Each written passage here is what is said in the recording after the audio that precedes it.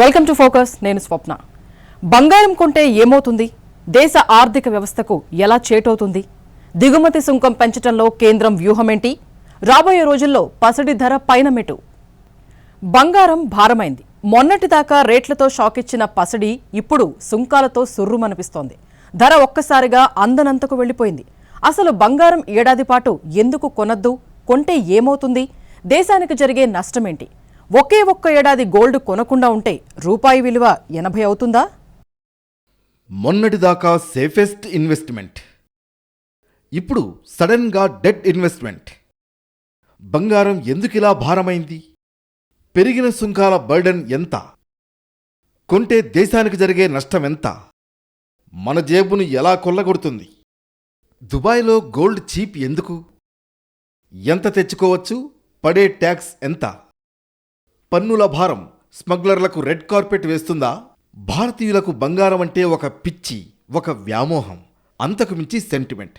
మరీ ముఖ్యంగా మగువలకు మరింత మక్కువ. ప్రపంచంలోనే చైనా తర్వాత అత్యధికంగా బంగారాన్ని వినియోగించేది మనమే. కానీ వ్యక్తిగతంగా బంగారు కొనుగోలు మంచిదే అయినా దేశాన్ని దృష్టిలో పెట్టుకున్నప్పుడు ఆర్థిక వ్యవస్థకు పెను సవాల్. ఎందుకంటే మనం ఏటా సగటున 800 టన్నుల బంగారం వాడుతుంటే మన దేశంలో ఉత్పత్తి అయ్యేది కేవలం 1.5 టన్నులు మాత్రమే. అంటే 99% పసిడి సముద్రాలు దాటి రావాల్సిందే. అందుకు దేశ ఖజానాలో ఉన్న డబ్బంతా చెల్లించాల్సి వస్తుంది. అంతర్జాతీయ మార్కెట్లో బంగారం కొనాలంటే మనం రూపాయలు ఇస్తే కుదరదు, డాలర్లు ఇవ్వాలి. మనం ఎంత బంగారం కొంటే మన దగ్గరున్న డాలర్ల నిల్వలు అంతగా తరిగిపోతాయి. మార్కెట్లో డాలర్కు డిమాండ్ పెరిగి రూపాయి విలువ పాతాళానికి పడిపోతుంది. రూపాయి పడిపోతే మనం వాడే పెట్రోల్, స్మార్ట్ ఫోన్ అన్నీ ఖరీదవుతాయి. అంటే మనం బంగారం కొంటే ఇండైరెక్ట్గా మన నిత్యావసరాల ధరలను మనమే పెంచుకుంటున్నామన్నమాట. దేశం సంపాదించే ఆదాయం కంటే చేసే ఖర్చు ఎక్కువైతే దాన్ని ఎకనామిక్ పరిభాషలో కరెంట్ అకౌంట్ డెఫిసిట్ అంటారు. అంటే భారతదేశం ఎగుమతి చేసే వస్తువుల విలువ కంటే దిగుమతి చేసుకునే వస్తువుల విలువ పెరిగితే దాన్ని కరెంట్ అకౌంట్ డెఫిసిట్ అంటారు. బంగారం దిగుమతులు పెరిగితే ఈ లోటు కూడా పెరుగుతుంది. ఇది ఆర్థిక వ్యవస్థకు అంత మంచిది కాదు. 2025-26 ఆర్థిక సంవత్సరంలో మన దిగుమతుల బిల్లులో బంగారం వాటా అక్షరాలా $72 బిలియన్. ఇన్ని డాలర్లు ధారపోసి కొన్నా బంగారంతో చేసేదేం లేదు. చమురు దిగుమతి చేసుకుంటే వాహనాలు నడుస్తాయి, పరిశ్రమలు రన్ అవుతాయి. కానీ బంగారం దిగుమతి చేసుకుంటే అది కేవలం బీర్వాల్లో లేదా బ్యాంకు లాకర్లలో ఉండిపోతుంది తప్ప దేశ ఆర్థిక ప్రగతిలో భాగం కాదు. దీన్నే డెడ్ ఇన్వెస్ట్మెంట్ అంటారు. అంటే ఉత్పాదకత లేని పెట్టుబడి. ఒక రకంగా చెప్పాలంటే మన సంపదను వెచ్చించి ఉత్పాదకత లేని లోహాన్ని మనం నిల్వ చేసుకుంటున్నాం. దీనివల్ల దేశ సంపద నిశ్చలంగా ఒక్కచోటే గడ్డకట్టుకుపోతుంది తప్ప కొత్త ఉద్యోగాలు రావు, కొత్త ఫ్యాక్టరీలు రావు. చమురు, ఎరువులు వంటి నిత్యావసరాలకు చెల్లించాల్సిన డాలర్లు ఇలా బంగారానికే ఇచ్చేస్తే దేశం అప్పుల పాలవుతుంది. పరోక్షంగా ప్రతి పౌరుడు తిప్పలు పడక తప్పదు. ఒకవేళ ప్రజలు అదే డబ్బును షేర్ మార్కెట్లోనో లేదా పరిశ్రమల్లోనో పెడితే అది ఉద్యోగాలను సృష్టిస్తుంది. కానీ బంగారం కేవలం భౌతికంగా ఉండిపోతుంది. ఇది దేశాభివృద్ధికి ఎటువంటి అదనపు విలువను జోడించదు. అందుకే పరిస్థితి చేయి దాడుతూ ఉండడంతో పొదుపు చర్యలతో పాటు బంగారం దిగుమతులను కట్టడి చేసేందుకు చర్యలు మొదలయ్యాయి. పసిడి దిగుమతి సుంకాన్ని 15% పెంచారు. దీంతో బంగారం ధరలు ఒక్కసారిగా పెరిగాయి. అయితే సుంకం పెంచితే దిగుమతులు తగ్గుతాయి, తద్వారా రూపాయి నిలబడుతుందన్నది సర్కార్ వాదన. కానీ సుంకం పెరిగితే స్మగ్లింగ్ మాఫియా రెక్కలు చాస్తుంది. చట్టబద్ధంగా వచ్చే బంగారం తగ్గి అడ్డదారిలో వచ్చే పసిడి పెరిగే ప్రమాదం ఉంది.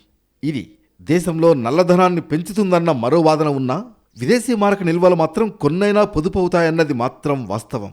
కానీ జనాలు బంగారం కొనకుండా ఉండగలరా అన్నది అనుమానమే. అసలే పెళ్లిళ్ల సీజన్ కూడా. బంగారం కేవలం ఆభరణం కాదు, అదొక దేశ ఆర్థిక స్థితిగతులను శాసించే శక్తి. మనం చేసే 1 గ్రాము కొనుగోలు దేశ ఖజానాపై ప్రభావం చూపుతుంది. సామాన్యులు పెట్టుబడిగా బంగారం కొనడం వ్యక్తిగతంగా మంచిదే అయినప్పటికీ దేశపరంగా చూస్తే ప్రజలు బంగారంపై పెట్టే పెట్టుబడి డెడ్ ఇన్వెస్ట్మెంట్గా మారుతుంది. అందుకే ఏడాది పాటు గోల్డ్ కొనొద్దని పసిడి దిగుమతులపై సుంకాలు పెంచారు. దీంతో బంగారం ధర ఒక్కసారిగా భారీగా పెరిగింది. భారతీయులకు ఉన్న బంగారం మోజు దేశ వాణిజ్య లోటును ఆకాశానికి చేరుస్తోంది. ఇది అంతకుముందు ఏడాదితో పోలిస్తే 24% ఎక్కువ. ఇలా బంగారం కోసం విదేశాలకు డాలర్లు తరలిపోతూ ఉండడంతో మన రూపాయి బలహీనపడుతోంది. ఈ పరిస్థితిని అరికట్టేందుకు 2012-13లో అప్పటి ప్రభుత్వం కూడా ఇలాంటి కఠిన చర్యలే తీసుకొచ్చింది. అప్పట్లో కేవలం 2% ఉన్న దిగుమతి సుంకాన్ని 10% పెంచారు. ఫలితంగా కరెంట్ అకౌంట్ డెఫిసిట్ అప్పట్లో నియంత్రణలోకి వచ్చిన అక్రమ బంగారం రవాణా కూడా అదే స్థాయిలో పెరిగింది. ప్రస్తుతం ఒకవైపు చమురు దిగుమతులు, మరోవైపు పెరుగుతున్న బంగారం దిగుమతుల వల్ల వాణిజ్య లోటు $333.2 బిలియన్ చేరింది. సుంకం పెంపుతో దేశీయంగా బంగారం ధరలు విపరీతంగా పెరిగి వినియోగం తగ్గుతుందని ఆశిస్తున్నారు. ఇది తాత్కాలిక నిర్ణయంగానే ఉండాలని, లేని పక్షంలో ఎయిర్పోర్టులో మళ్లీ స్మగ్లింగ్ ముఠాల స్టోరీలు సర్వసాధారణంగా మారతాయనేది మార్కెట్ వర్గాల మాట. ఒకవైపు దేశభక్తితో బంగారం కొనడం మానేయాలని ప్రభుత్వం కోరుతుంటే, మరోవైపు పన్నుల భారం స్మగ్లర్లకు రెడ్ కార్పెట్ వేస్తుందా అనే చర్చ నడుస్తోంది. ఒకవేళ భారతీయులందరూ ఏకమై ఒక ఏడాది పాటు బంగారం కొనడం ఆపేస్తే ఏడాదిలో $70 బిలియన్ సంపద మన ఖజానాలోనే ఉంటుంది. దీనివల్ల రూపాయి విలువ ఒక్కసారిగా బలపడి $80 స్థాయికి వచ్చే అవకాశం ఉందనేది ఆర్థిక విశ్లేషకుల అంచనా. ఈ నిధులను మౌలిక సదుపాయాల కల్పనకు మళ్లిస్తే దేశ జీడీపీ వృద్ధి రేటు 1.5% పెరుగుదల ఉండవచ్చని అంటున్నారు. బంగారానికి ప్రత్యామ్నాయం ఏంటి అన్న ప్రశ్న ఉత్పన్నమవుతోంది. బంగారం ఏడాది పాటు కొనొద్దన్నారు, కానీ దానిమీద పెట్టుబడి పెట్టొద్దని అనలేదు. అంటే నగలు, బంగారు నాణేలు, కడ్డీలు కొనుగోలు చేయొద్దు. ఎవరైనా బంగారంలో పెట్టుబడులు పెట్టాలనుకుంటే ప్రభుత్వం జారీ చేసే సావరిన్ గోల్డ్ బాండ్లను కొనుగోలు చేయవచ్చు. ఇవి కొంటే బంగారం ధర పెరిగే కొద్దీ లాభాలు వస్తాయి. అలాగే ఏడాదికి 2.5% వడ్డీ వస్తుంది. అలాగే గోల్డ్ ఈటీఎఫ్లు సైతం ఎంచుకోవచ్చు. పేపర్ గోల్డ్లో ఇన్వెస్ట్ చేయడం ద్వారా బంగారం ధరల పెరుగుదల లాభాలను అందుకోవచ్చంటారు నిపుణులు. సుంకం 15% పెంపుతో దుబాయ్ నుంచి భారత్కు బంగారం దిగుమతులు పెరిగే ఛాన్స్ ఉంది. దుబాయ్ కోటా కింద వచ్చే బంగారంపై 14% సుంకం మాత్రమే. 1% వ్యత్యాసంతో బంగారాన్ని వ్యాపారులు దుబాయ్ నుంచి తీసుకొచ్చే అవకాశం ఉంది. దుబాయ్ నుంచి వచ్చే వెండిపై ప్రస్తుతం 7% సుంకం ఉంది. ఇది 2031 నాటికి వెండిపై 0% రాబోతోంది. పసిడి కొనుగోళ్లను నిరుత్సాహపరచడంలో భాగంగా దిగుమతి సుంకాన్ని 6-15% పెంచారు. ఈ నిర్ణయంతో 1 కిలో బంగారంపై ప్రభుత్వం వసూలు చేసే పన్ను ఇప్పుడు అక్షరాల $22,50,000 చేరింది. గతంలో 6% పన్ను ఉన్నప్పుడు 1 కిలో బంగారంపై $9 లక్షల కడితే సరిపోయేది. కానీ ఇప్పుడు వ్యాపారులు $13.5 లక్షల అదనంగా కట్టాల్సి వస్తుంది. ఫలితంగా గోల్డ్ రేట్ పెరిగి సామాన్యుడికి అందనంత ఎత్తుకు చేరింది. ఈ క్రమంలో దుబాయ్ నుంచి భారత్కు బంగారం దిగుమతులు పెరిగే అవకాశం ఉంది. బంగారం కస్టమ్స్ సుంకం పెంచడం వల్ల దిగుమతయ్యే రూట్ మారబోతోంది. భారత్, యుఏఈ మధ్య కుదిరిన సమగ్ర ఆర్థిక భాగస్వామ్య ఒప్పందమే దీనికి కారణం. ఈ ఒప్పందంలో భాగంగా అత్యంత ప్రాధాన్య దేశాల కంటే టారిఫ్ రేటు కోటా కింద 1% తక్కువకే బంగారం దిగుమతులకు భారత్ అనుమతిస్తోంది.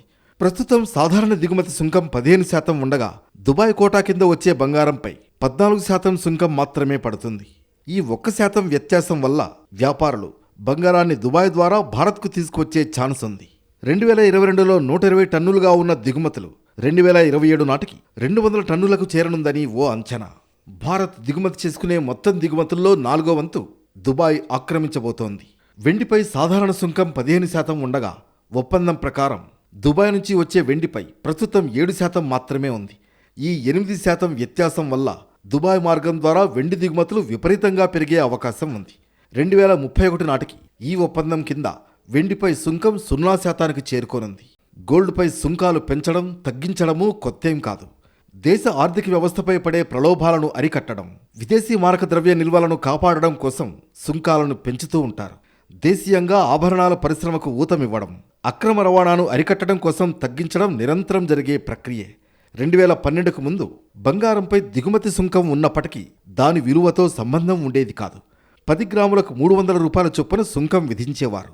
అంతర్జాతీయంగా బంగారం ధరల పెరుగుదల నేపథ్యంలో విలువ ఆధారిత విధానాన్ని కేంద్ర ప్రభుత్వం తీసుకొచ్చింది. బంగారం విలువలో 2% కస్టమ్స్ సుంకం విధించారు.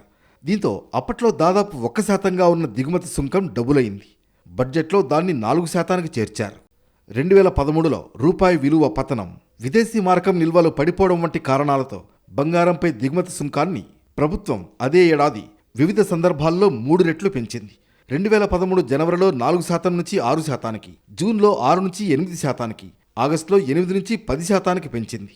2014-18 మధ్య దాదాపు 10% దిగుమతి సుంకం అమల్లో ఉంది.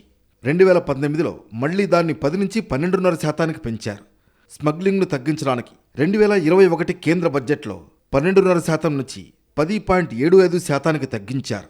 2022లో 10.75% నుంచి 15% పెంచారు. 2024లో దేశీయ ఆభరణాల పరిశ్రమను ప్రోత్సహించడానికి 6% తగ్గించారు. ఇప్పుడు పశ్చిమాసియా రూపంలో ఎదురవుతున్న సవాళ్లతో 6% నుంచి 15% పెంచారు. ప్రస్తుతం ఉన్న ఇరాన్ అమెరికా ఉద్రిక్తతలు, ముడి చమురు ధర పెరుగుదల క్రమంలో ఆర్థిక స్థిరత్వం కోసం ఈ నిర్ణయం తీసుకోవాల్సి వచ్చింది. దిగుమతి సుంకం పెరగడం వల్ల దేశీయ మార్కెట్లో బంగారం వెండి ధరలు పెరిగి పాత బంగారం రీసైక్లింగ్కి వస్తుంది. దీనివల్ల దిగుమతులు తగ్గుతాయి. అదే సమయంలో పన్నులు ఎక్కువగా ఉన్నప్పుడు అక్రమ మార్గాల్లో బంగారం దిగుమతి అయ్యే ప్రమాదమూ ఉందనేది నిపుణుల హెచ్చరిక. దేశంలో గోల్డ్ స్మగ్లింగ్ పెరిగే అవకాశం ఉందనే ఆందోళన వ్యక్తమవుతోంది. గతంలో ఇలాగే దిగుమతి సుంకాలు పెంచినప్పుడు పలువురు విదేశాల నుంచి అక్రమంగా బంగారం తరలిస్తూ పట్టుబడిన ఘటనలు ఎన్నో ఉన్నాయి. 15% పన్ను అంటే స్మగ్లర్లకు అది భారీ లాభదాయకమైన వ్యాపారంగా మారుతుంది. దీంతో దేశంలోకి గోల్డ్ అక్రమ రవాణా విపరీతంగా పెరిగే ఛాన్స్ లేకపోలేదు. సాధారణంగా 7 నుంచి 10 నెలల పాటు ముడిచమురు దిగుమతులకు సరిపడా విదేశీ మారక ద్రవ్య నిల్వలు ఉంటే ఆ దేశ పరపతి బాగున్నట్లు. 1991లో మన దేశం వద్ద కేవలం 2 వారాలకు సరిపడా మాత్రమే విదేశీ మారక ద్రవ్య నిల్వలున్నాయి. అందుకే మన బంగారాన్ని లండన్కు పంపి తాకట్టు పెట్టాల్సిన పరిస్థితి వచ్చింది. ఇప్పుడు మన దగ్గర విదేశీ మారక ద్రవ్య నిల్వలు దాదాపు 9 నుంచి 11 నెలలకు సరిపడా ఉన్న పరిస్థితులు మన చేతుల్లో లేవు. పశ్చిమాసియాలో యుద్ధం ఇప్పట్లో ముగిసేలా లేదు. ముడి చమురు ధరల భారంతో పాటు ఎరువుల ధరలు కూడా భారీగా పెరిగిపోవచ్చు. అంటే వాటి దిగుమతుల కోసం చేయాల్సిన ఖర్చు మరింతగా పెరిగిపోయి డాలర్ల రిజర్వ్ అనుకున్న దానికంటే వేగంగా కరిగిపోయే ముప్పుంది. దీనికి తోడు మనకు వచ్చే విదేశీ మారక ద్రవ్య నిల్వల్లో ఎక్కువ భాగం గల్ఫ్ దేశాల నుంచి వచ్చే రెమిటెన్స్లే. యుద్ధం దెబ్బకు అస్తవ్యస్తమైన గల్ఫ్ దేశాల్లో ఉంటున్న మనవాళ్లు పంపే డబ్బు తగ్గిపోతోంది. దీనికి తోడు ప్రస్తుత పరిస్థితుల్లో మన ఎగుమతులకు, తద్వారా మనకు రావాల్సిన డాలర్లకు కూడా ఆటంకం కలుగుతోంది.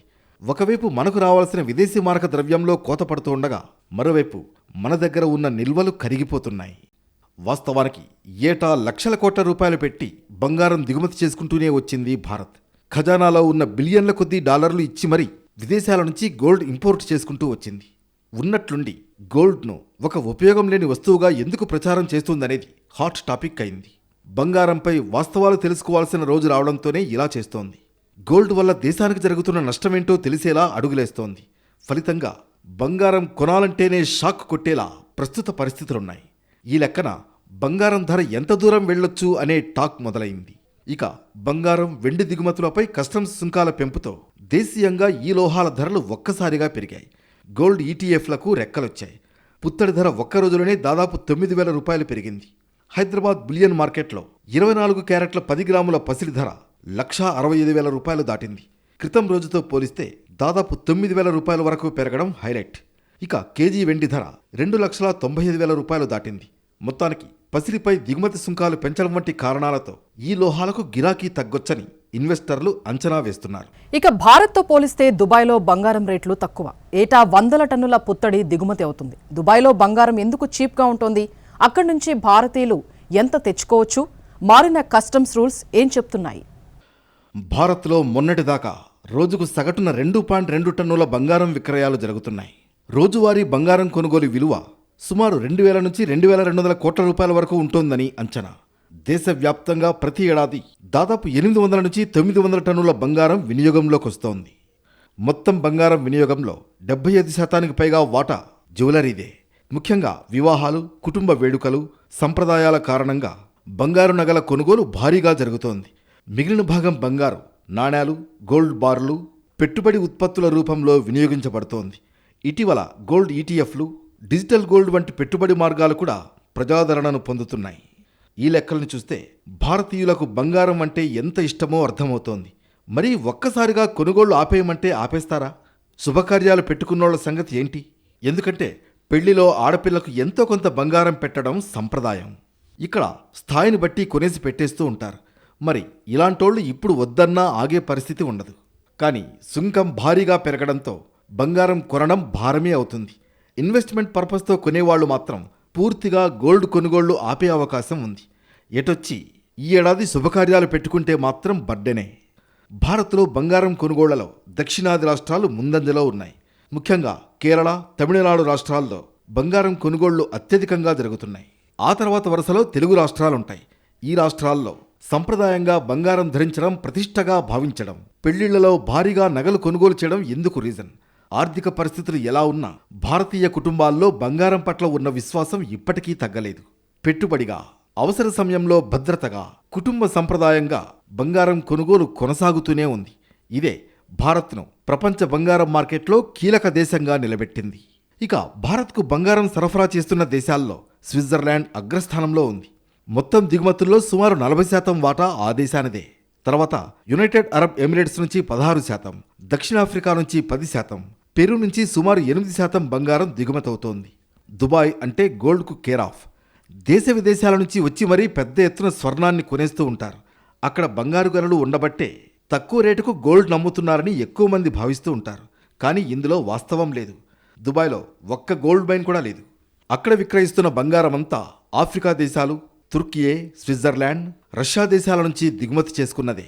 ప్రపంచంలో బంగారాన్ని అత్యధికంగా వినియోగించే దేశాలు భారత్, చైనా. ఈ 2 దేశాలకు చెందిన బంగారు ఆభరణాల తయారీ పరిశ్రమలు ఏటా 100 టన్నుల బంగారాన్ని దుబాయ్లోని హోల్సేల్ గోల్డ్ మార్కెట్ నుంచి దిగుమతి చేసుకుంటాయి. ఇందుకోసం ఈ దేశాల మధ్య ద్వైపాక్షిక వాణిజ్య ఒప్పందాలు జరిగాయి. భారత్, చైనా వాసులు కూడా దుబాయ్కు వెళ్ళినప్పుడు బంగారాన్ని కొని తెచ్చుకుంటారు. దీనికి నిర్దిష్ట పరిమితి ఉంటుంది. భారత్తో పోలిస్తే దుబాయ్లో బంగారం రేట్లు తక్కువ. దీనికి ప్రధాన కారణం అక్కడి పన్నుల వ్యవస్థే. దుబాయ్లో బంగారం విక్రయాలపై వస్తుసేవల పన్నును విధించారు. అయితే ప్రతి విక్రయంపై 5% విలువ ఆధారిత పన్నును విధిస్తారు.